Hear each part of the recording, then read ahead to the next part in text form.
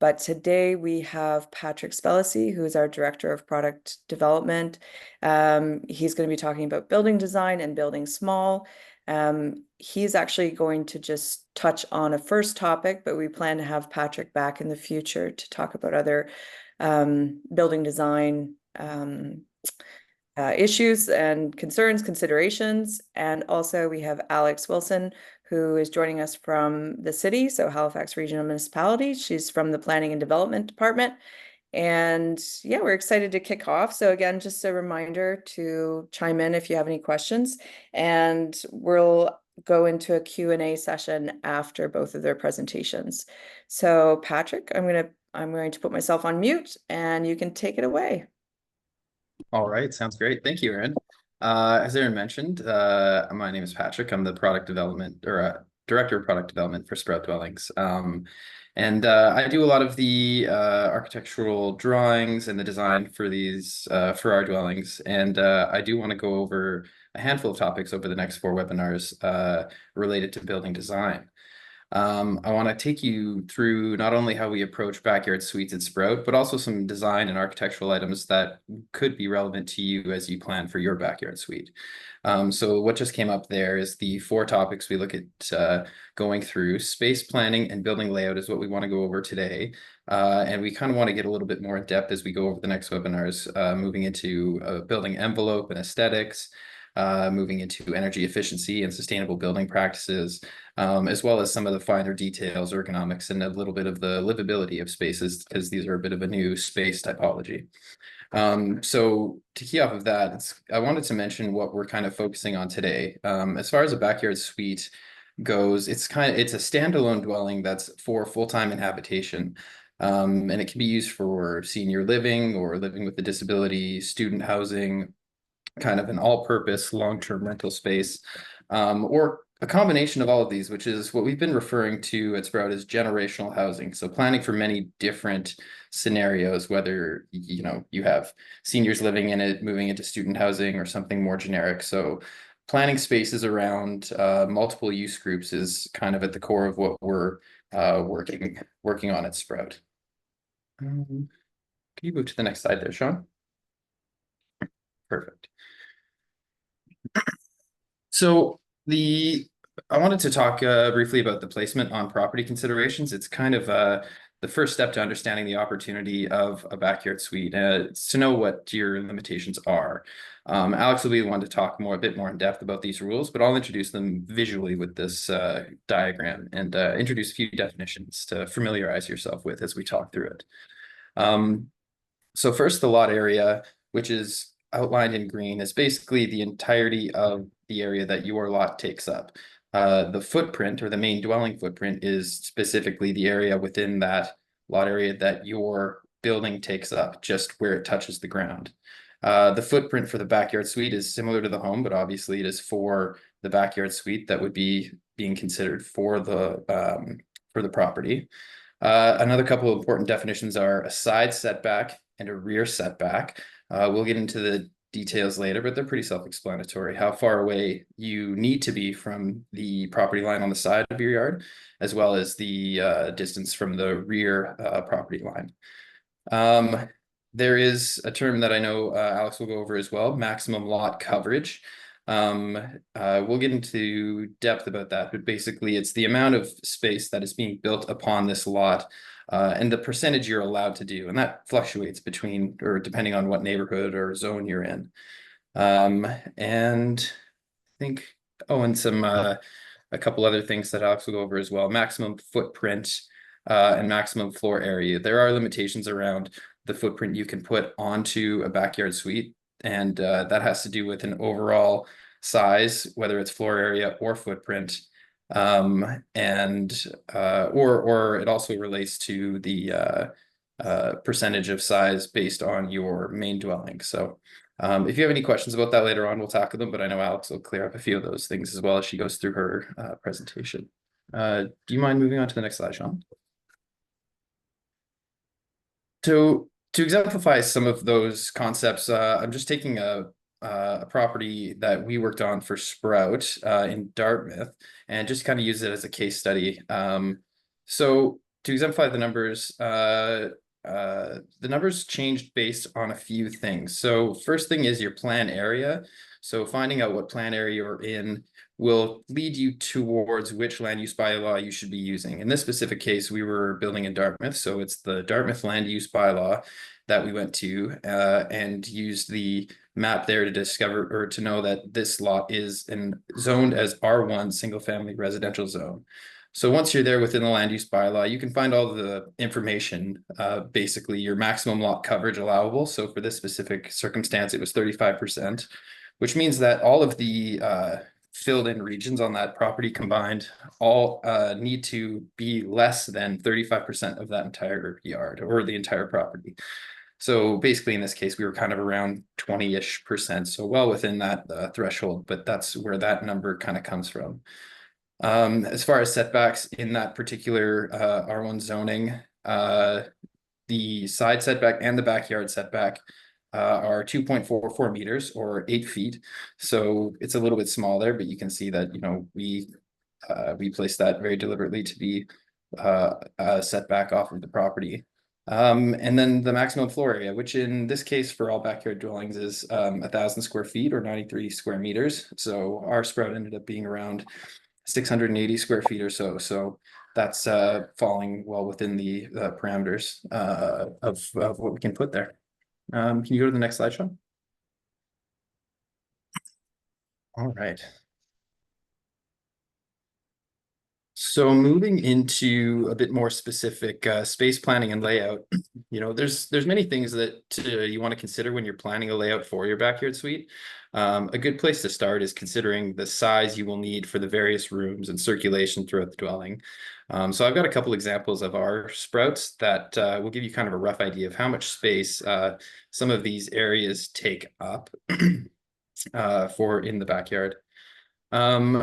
So just kind of going through them programmatically, and obviously these, because we're focusing on like kind of primary dwellings for people to be living in full time, you know, they have bedrooms, kitchen, bathroom, living room, all of the services and mechanical, everything that needs to go into a main dwelling, but it's kind of just compacted down into something a bit smaller for a backyard suite.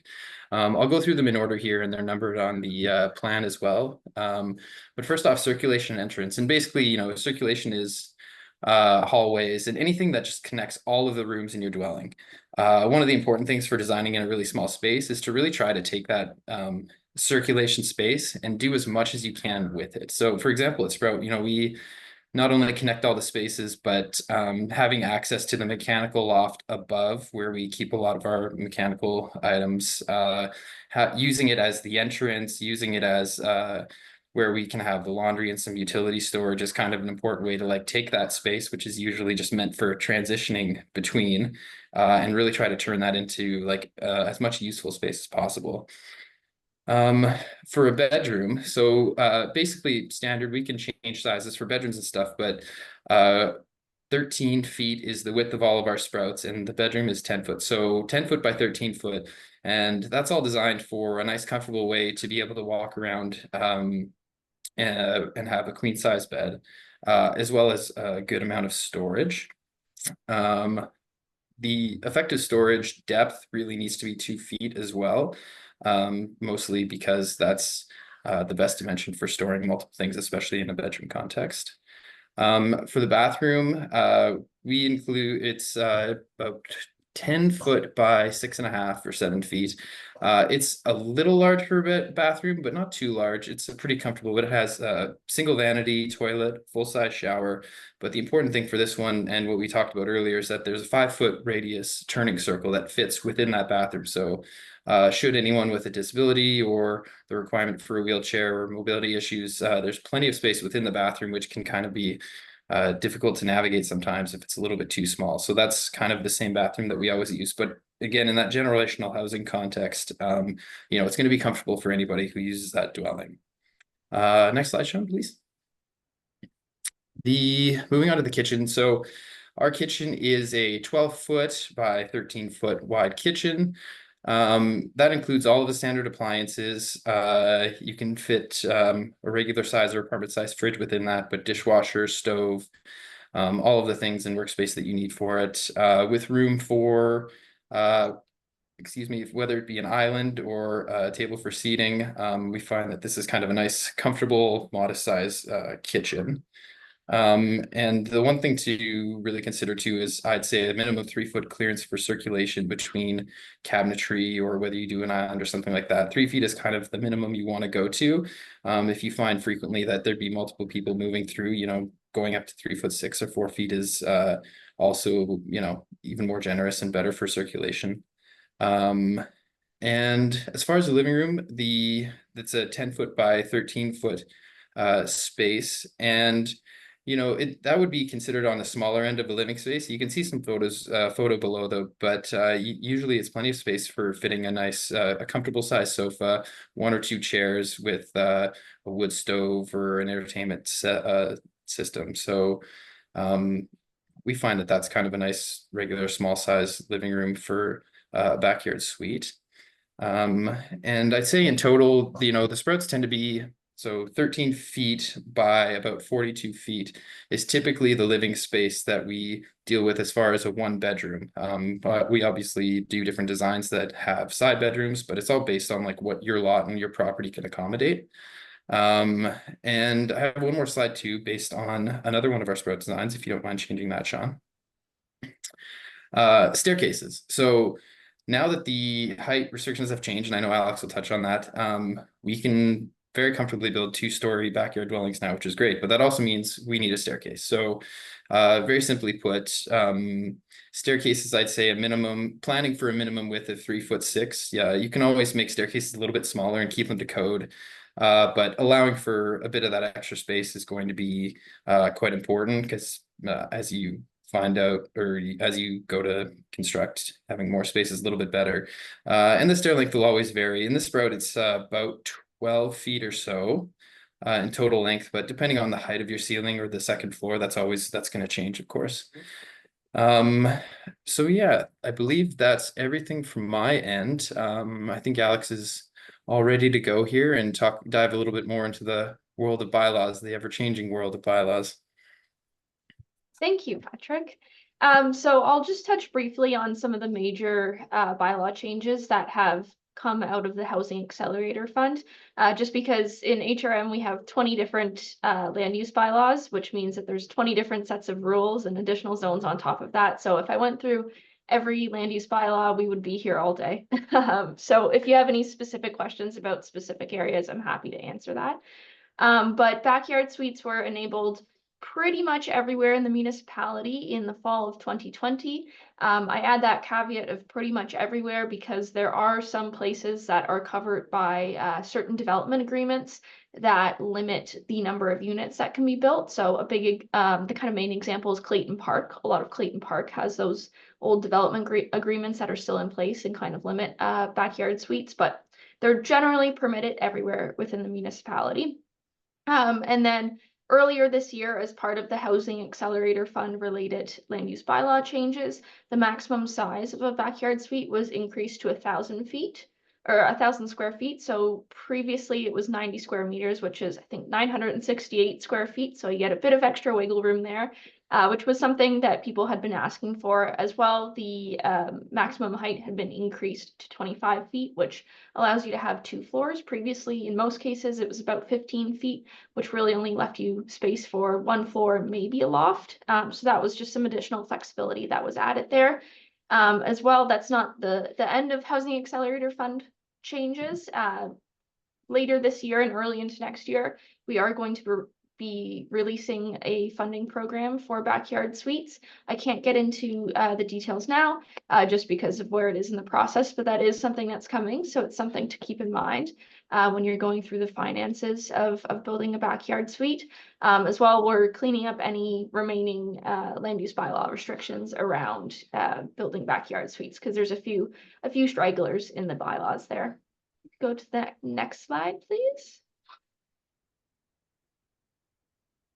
Yeah, so I'll just give kind of a brief list of things you should consider beyond kind of what Patrick already mentioned. So backyard suites need to have unobstructed access to a street within the regional center bylaw areas. That's the Halifax Peninsula and Dartmouth within the Cirque.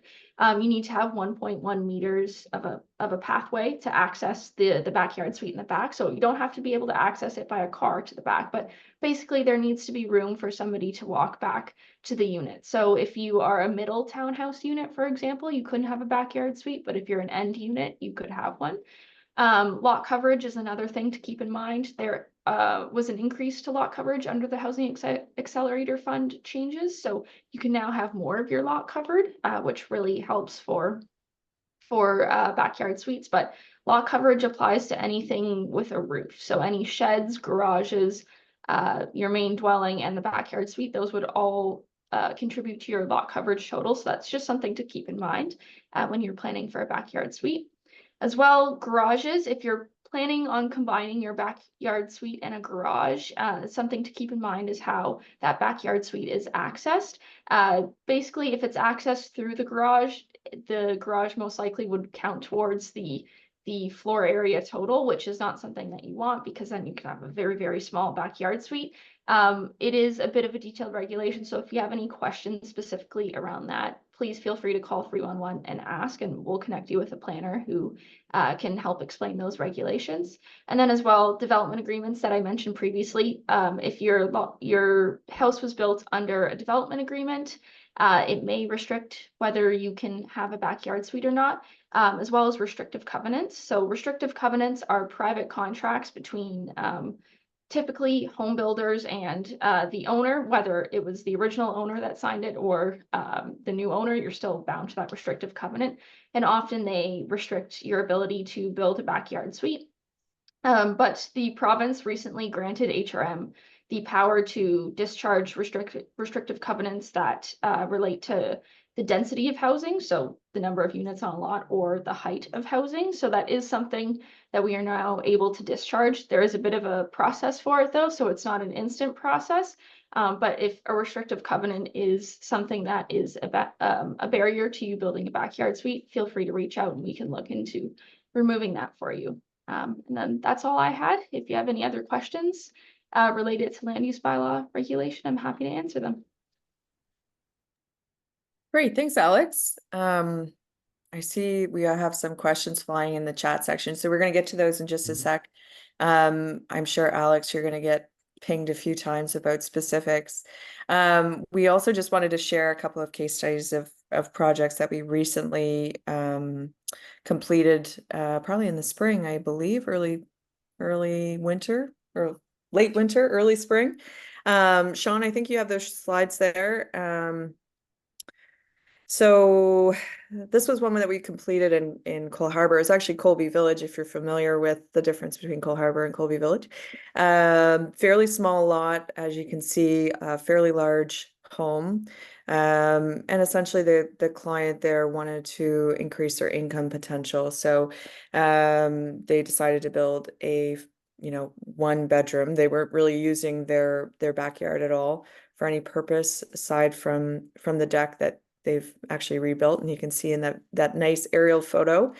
So there is kind of a before photo there, and then the after photo after we finished completion. So the setback for this area was 4 feet. The fence line, as you can kind of see, is in front of the gable end there. So their property line actually goes further back from the fence line, just in case anyone comes up with a question there. So at the time, the bylaw permitted 645 square feet. So we were able to do a fairly compact 1-bedroom for our client there. So that has been rented to a long-term tenant since completion. And the second quick photo that we want to show is one that we currently finished, or we just recently finished, for an in-law suite. So this is one of those instances where there was they took advantage of the provincial incentive and the $40,000 forgivable loan program, which always happy to send out information about that program to anyone directly. But this was for the mother who had recently sold her home in Truro, and we matched obviously the cladding to the primary home, which you can see in the background there. So that's just another example of, creating a little bit more privacy and separation between you know, two different generations. So, you know, she's living on the property, she has the support of her children, and then also they have privacy between them. So they are very thrilled with this result. So just kicking off some questions, we actually had some pre-submitted questions, and I see Kevin is on the call here today, or on the webinar, I should say, but I'll just throw those up. Kevin had asked, does attaching the accessory dwelling to the main dwelling via a breezeway or any type of attachment, really, Alex, change the setback requirements in any way? Do you want to jump on that, Alex? Yes, so it really depends on the type of attachment. The rule of thumb that the development officers like to use when they're approving permits is, can you walk through that attachment in your pajamas in -20? So if it's a breezeway where it just has a roof and it's not heated, anything like that, no sides, then they would still be considered separate buildings. But if you have a hallway that is connecting the two of them, that is heated, temperature controlled, that kind of thing, then they would the suite would be considered part of the main dwelling.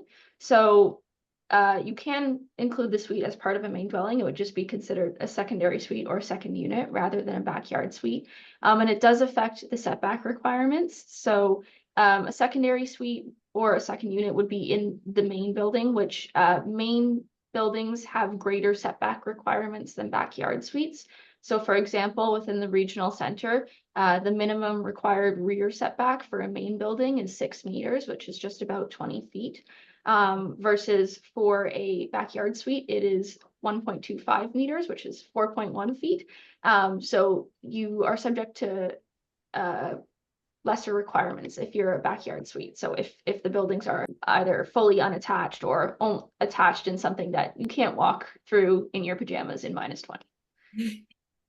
That's awesome. Thanks, Alex. And just to maybe add a little color there, the only time I would see that as being useful is if, for example, you had a double wide lot and the backyard suite regulations required your backyard suite to be in the backyard, so behind the primary dwelling.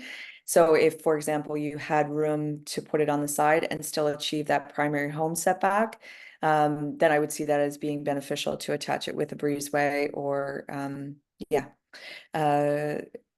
Otherwise, Alex, Kevin also asked, do the setback requirements for a given property zoning apply in exactly the same way as an accessory dwelling as they would in addition? I think you've already answered that question just in your previous response, so that's great. Also, how close to the property lines can you build the dwelling in most Halifax neighborhoods?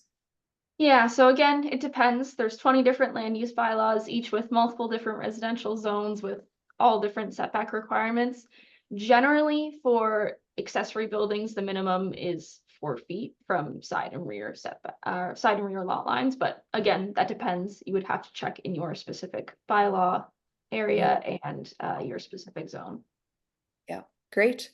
And Kevin, feel free to send an email to hello@sproutdwellings.com with your address, and I'd be happy to chime in to your specific bylaw. The other question there is a survey required to establish the property lines before construction. Many neighborhoods in Halifax have not yet been surveyed for many decades, which is true, if ever. And if necessary, do we as Sprout include the cost of a survey as a prerequisite to build? So Alex, you're going to tackle that one as well. But as Sprout, no, we don't require a survey, a full survey to do that. And we don't include the cost of a full survey in our pricing. Mm-hmm. And HRM doesn't require a full survey either for the lot. However, because you're building a dwelling, you are required under the building code to submit something called a location certificate, which just shows where the dwelling was placed on the property. And those are done by surveyors. It's not done to the same extent as a full survey, but they kind of mark where your backyard suite is in relation to your house and your property lines.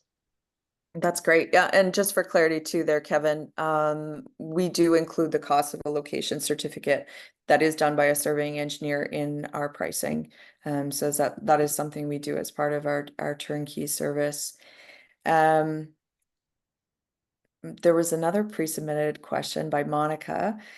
And that is if you place the sprout on your property and have an existing house on your property in HRM, do your property taxes increase significantly?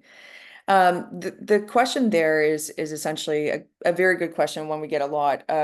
It is treated the same way that PVSC would treat any type of reassessment or assessment. So they pull their information from multiple sources, including comparative sales in the area or the neighborhood, as well as permits. So they do have access to the permit database. So if, say, for example, you do a significant renovation to your home, they would, include that as part of their reassessment of your property.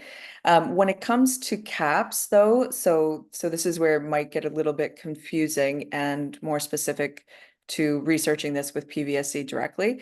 So they, like, as a residential property owner, let's say you've owned the home for a while, as most people, there is a CPI cap on assessments and your assessed value. So if you go ahead and build an income property, I have seen instances where property taxes have increased, and that portion of the build. So let's say it was $150,000 secondary suite basement renovation, and you're using it to generate income, that is not capped under your residential cap program. So I think your question kind of depends on the situation and what you end up with, but it's definitely one that PVSC could probably help you with in explaining that, especially if you're moving, say, a family member into the home and there's no lease agreement or something like that. And how do you find out if there are any grants available? I will post something after this webinar about the forgivable loan program. But there are obviously, the provincial government has released incentives. And as Alex mentioned too, HRM is planning on some grants and or incentives that should be coming out in detail in the next little while. And then finally, pre-submitted question, Glenda, what HRM guidelines for rural sites, particularly in regards to water? So I assume well and septic. Most water and septic systems in rural areas would not support extra demands and would require installation of another septic. So that, again, this is something we've come up against a few times with different builds, and there's various ways of dealing with that. There are ways of adding density to an existing septic system and not having to expand the field or the system. And generally that requires the efforts of an engineer who can look at the capacity of your existing septic and determine if there's room for additional occupancy within the property. And then the other way to do that, which we've done as well, is expanding the field, not the tank of a septic system, which is much less, like it doesn't cost as much as, say, adding a second septic field or replacing the septic system in its entirety. In terms of teeing off a well, if it is a drilled well, it's a little bit easier, just given well demand, or what you can get out of a drilled well. But it is very possible and fairly easy to add a second pump to a well, and that's something we've done a couple of times. So basically both properties would share the same well, but they would have two submersible pumps within the well itself. So yeah. I am going to just kind of go through the chat here now and just look at some questions here, and I'll feed them to Patrick or Alex appropriately. Skylights in the slope roof of the loft design is an absolute no, correct? Patrick, that's one for you. Definitely. So the answer, as most things are, is it's kind of complicated. At Sprout specifically, we don't do skylights in the sloped roof, mostly because given our climate and given the weather, making a very watertight roof is incredibly important. And for the slope that we use, which is 1.5 to 12 pitch, we use a modified bitumen roof. So really detailing and doing everything around the skylights is really, really tricky and challenging. And because we are kind of trying to make these dwellings as long lasting and livable as possible for the longest amount of time, we kind of move away a bit from those super specialty installs, which are skylights on a very low sloped roof. That being said, we don't do it with Sprout, but whether you do something with a different, an architect or a different designer or something, some people are comfortable and better suited to take on details like that. But for the reasons mentioned earlier, just for, for the sake of keeping things watertight, we don't do them with Sprout. The one thing we do as well, though, is so in the loft space there are some double height spaces. So putting some light or some windows higher up on the building, which kind of gives a bit of privacy, not being able to be right up at them, but allowing a ton of light in higher up in the space, kind of gives that feeling of skylight that kind of you would have whether it was on the roof or on the sides of the building higher up. Super.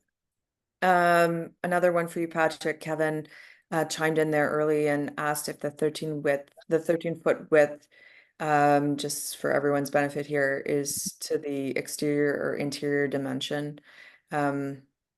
Yeah, we that is to the interior. We actually measure that to the inside of structure. So there is a 1/2 inch drywall on the inside of that.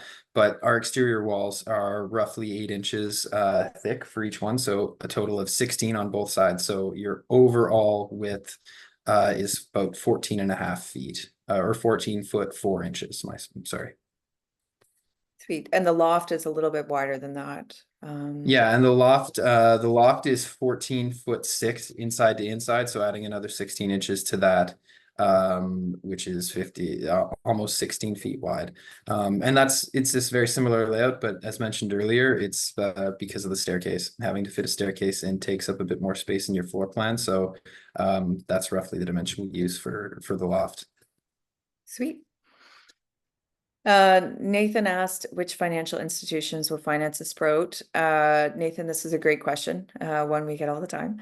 And basically it really just depends on your financial situation and who you're currently. So if you're asking whether this is for a backyard suite, it becomes a little bit more, I would say, dicey or a little bit more complicated. But I would start with the bank that holds your primary mortgage. Most of our clients would deal with either a mortgage broker or with the financial institution that they hold their primary mortgage for the primary house, sorry. And essentially they'll look at it the same way they would look at any major renovation to your home. So let's say you have equity built up into your home, you could do a refi, or you could also look at a HELOC or like a home equity line of credit.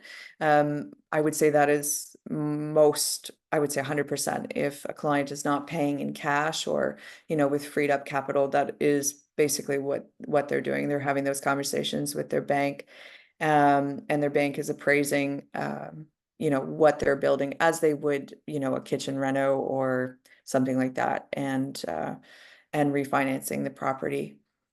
But always happy to have a conversation with people and always happy to make recommendations on mortgage brokers who might be able to help along the way and who have helped clients along the way figure that I guess that's a very individual question and it's unique to everyone's economic or financial situation. And I am just going to run through, sorry, I'm just trying to find some other questions here. Nathan also asked, when determining the total lot coverage, are things like driveways, sheds, and similar items included in that coverage calculation? Alex, are you okay to answer that for everybody's benefit? So lot coverage includes anything with a roof. So sheds, your house, a garage, the backyard suite, anything like that. Driveways aren't included in that. So your covered entrances, verandas, patios, that kind of thing. Exactly. Anything with a roof. Anything with a roof. Super. And Jane asked, do we have any clients building a Sprout as a primary residence? Are there any restrictions with an empty lot? Alex, I might ask you to add some color to this. We did have one client build as a primary residence. From what I understand, in her bylaw area, there was no restrictions for an empty lot.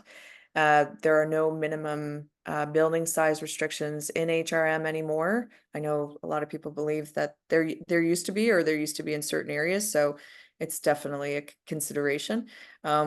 the biggest consideration I think I would have as building as a primary residence, if not like a cottage or kind of more of a smaller residence, is financing. So the bank is obviously going to look at it from a valuation perspective. So they'll, sometimes they'll look at the value of the land, and let's say you want to build a $200,000 building on that land, the bank might say that's not worth, the cost of the land plus the cost of the build.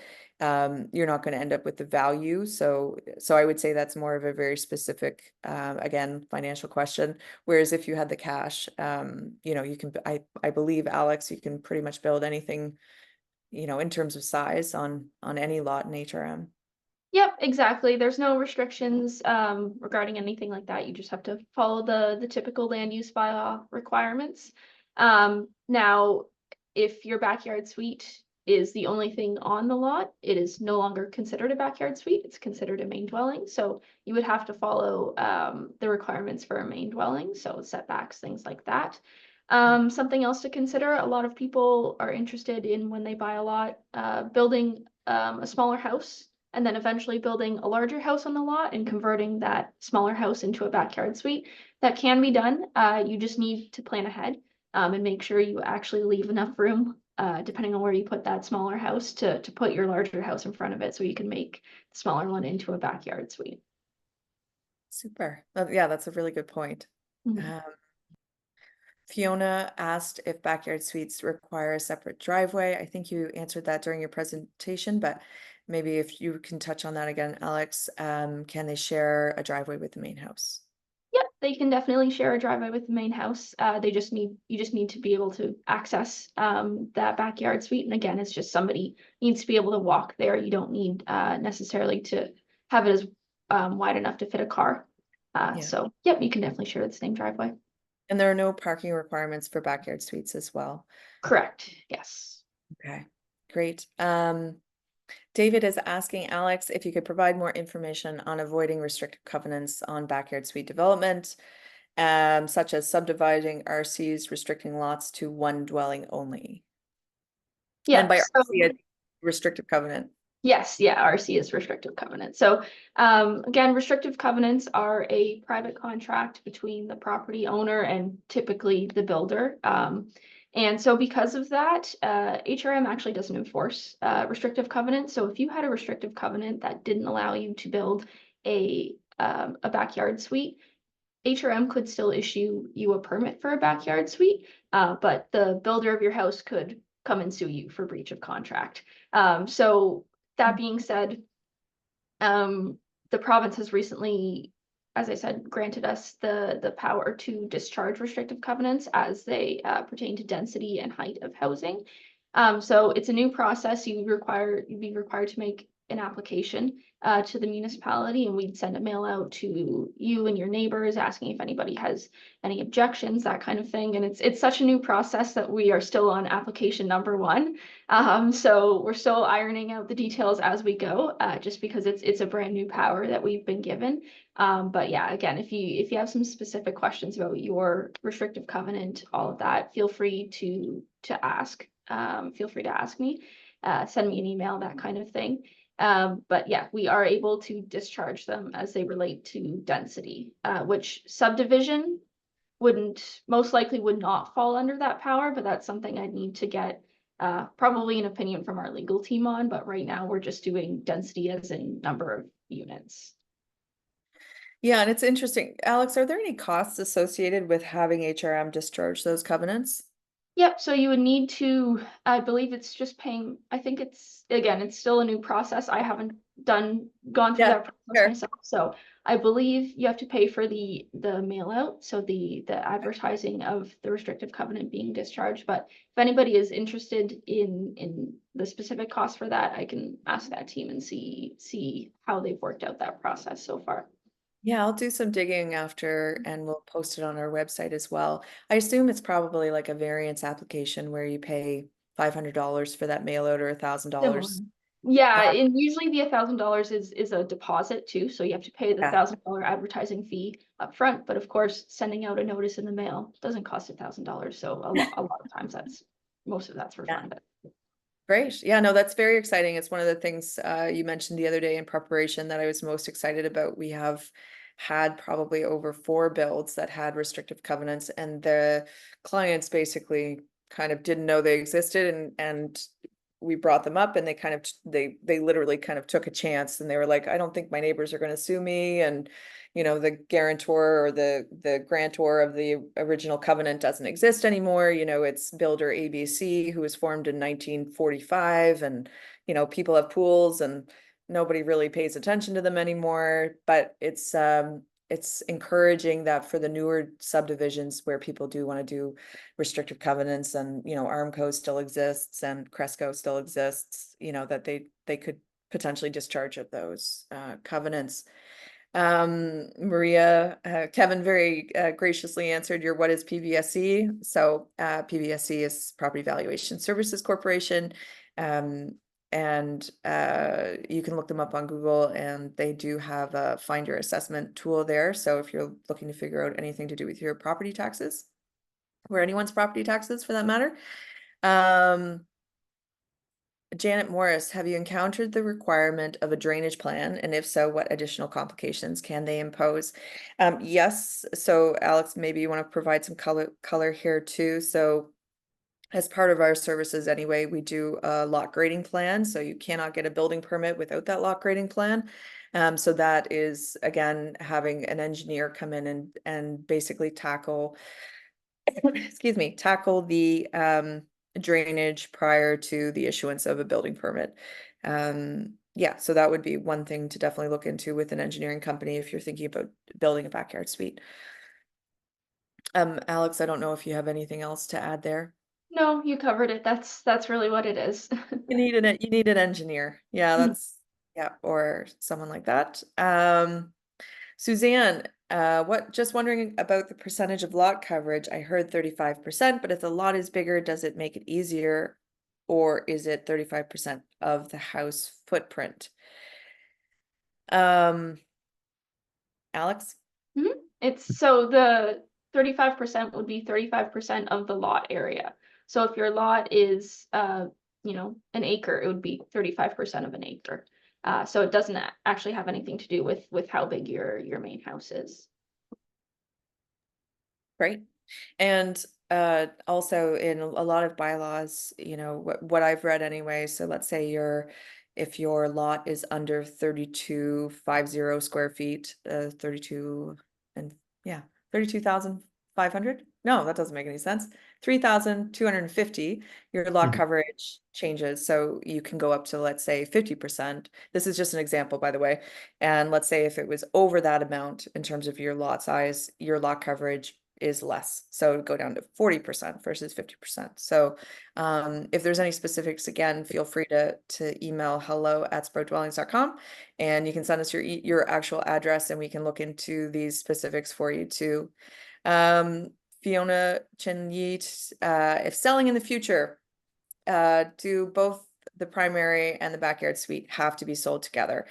Yes, that is correct. They sit on the same PID, and so they cannot be separated. So generally speaking as well, they are connected through services. So more often than not, your water and wastewater are connected to the same lateral or tie-in through to the primary house. So they aren't intended to be subdivided after the fact and sold off, separately. I believe if you wanted, like if you had the space to, Fiona, to say subdivide and then build a second home with its own sewer and, water connection, depending on the size of your lot, you would just have to have a fairly large lot that, would meet the minimum size requirements for, a primary home lot. Kevin is asking, do you typically tie into the main building utilities in urban areas? Subpanel for electricity, tee off for existing water supply and drain pipes in the basement of main building? Or are they generally tied to utilities just as a new home would be? So just as I mentioned there, Kevin, typically we do tie into the services for the main building. So we tie wastewater into the sanitary stack of the main building, and if we can't get the depth in the main building, we can probably get it before it hits the wastewater system that runs into the road. We have once tied into the main so that they were separated, and we had to do that again because of depth. But generally, I would say it's much less expensive to tie into your main building, both for water and wastewater. And then for electrical, only once was it tied into the electrical for the main house. Every other instance, whether it's because it's an income property or it's a granny suite, the electricity has been separated. And part of the reason there is not only for independence between the two homes, but also because once you touch the service connection for the primary house, the entire house has to be looked at from a NS Power code perspective. So if, for example, you're upgrading your primary house to 400 amps and you want 100 amps running to the backyard suite, as soon as you touch that primary house service, you're going to have to pay probably a significant amount of money to kind of untangle whatever is in that home. Now if it's a new home, it's it's not complicated, but if it's like a home built in 1880, I would suggest running a separate service for electrical. So hopefully that answers that question. David Burton, how is height calculated? Is it a straight number restriction, or does the relationship of the height of the main road relative to where the backyard suite will go have a role? Alex and or Patrick, I'm happy for either of you to chime in there. Yeah, I can take it, and then Patrick, if you have anything to add, go ahead. So height is measured in everywhere except Bedford, is measured from the average finished grade to the top part of the building. In Bedford, it is measured from the lowest point of the building to the highest point of the building. So if you have a sloped lot in Bedford, you would measure from down here to the top of the building. Everywhere else, it would be an average of all those points around the building. That's just a leftover from pre-amalgamation. Bedford measured height differently, so that remains the case for now too. Super. Yeah, and currently I believe the restriction for height has gone up to 25 feet. I think that's our maximum built height. Okay, perfect. I see Alex nodding. Right now, our one level sprout dwellings, the top of those are right around 14 feet. So the roof peak, maybe just a little bit more, I'd say between 14 and 15.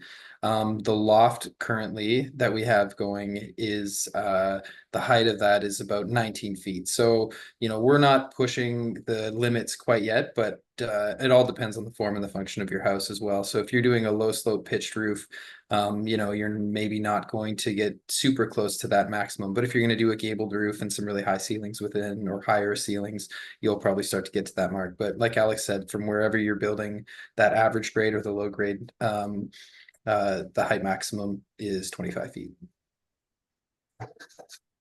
Great. Lauren asked how complicated it is to tie into an existing septic tank if the sprout has to go behind the primary dwelling. So often, Lauren, when you're in an unserviced area of HRM, there is a little bit more flexibility on where the sprout is positioned. There's a few, in more dense areas of HRM, it does specify that it can't go in front of the building. And then in some bylaw areas, it has to be completely in the back of the building. And so what I would say there is it really depends on where your septic tank is. And so I'm assuming what you're saying is your septic system is located in the front of your property, not the back. So you're talking about trenching from the back of your property to the front. And if that's on a grade, that requires you to pump sanitary uphill, you would need to have a pump, maybe like a secondary pump chamber. It could be that, an engineer, like a QP1, I think they're called when it comes to septics. They would have to design the system to make sure that, you don't get backflow into the backyard suite. It can certainly be done, but it would probably just depend on what that grade is. So you need to hit a 2% grade for sanitary. That's the recommended grade when you're tying in without a pump. for obvious reasons. Yeah. But happy, oh, narrow lot, septic in front, yes. Yeah, so yes, you would potentially be able to tie that in if you had the room to fit an excavator along the side of your house. And you could trench along the side of your house without disturbing your well or anything like that. But happy to look at your property specifically and kind of give just some kind of guidance anytime. Peggy asked if I buy, no worries, Lauren. If I buy a new lot now, do I have to wait a number of years before I can build a backyard dwelling? I believe it used to be a restriction in the past. Not sure if it has changed or not. No, Peggy, you don't have to wait any amount of time.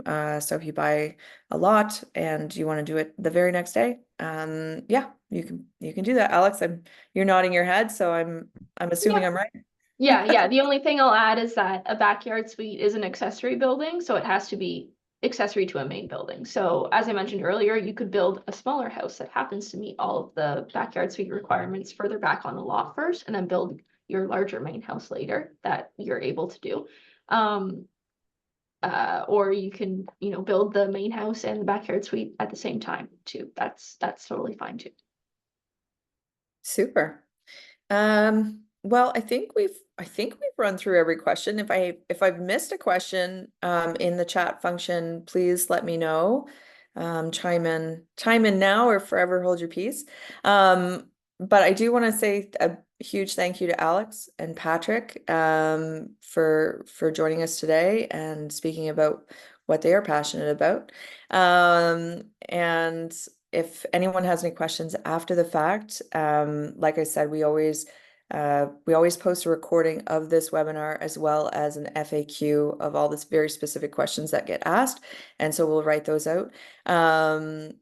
And yeah, we look forward to the next webinar and talking about some new topics. But we're also very excited if there's something we haven't covered, or if you think there's a topic that would benefit everybody in HRM, please feel free again to send us an email anytime and hello@sproutdwellings.com. Oh, where on the website can we find the recording? And Sean chimed in there. He's been running things in the background here. It will be posted along with the written Q&A content from this session. And I believe, Sean, that's on the blog. Oh, insight section. I should probably spend more time on our website. Anyway, so thanks everybody for attending. And yeah, we look forward to hearing from you in the future. Thanks, Patrick. Thanks, Alex. Thank you. Hope Thank everyone you. enjoys this very lovely last day of summer.